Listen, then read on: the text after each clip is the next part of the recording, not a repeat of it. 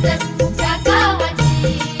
हे शेत आलं राखणीला, राख झालं गोळा. शिळ खाली अडून कोणी करून तिरपा डोळा. आता कसं किती झाकू सांग कुठवर राखू राया. भान माझं मला राहीना, मला जाऊ द्या न घरी. आता वाजले ती बारा. मला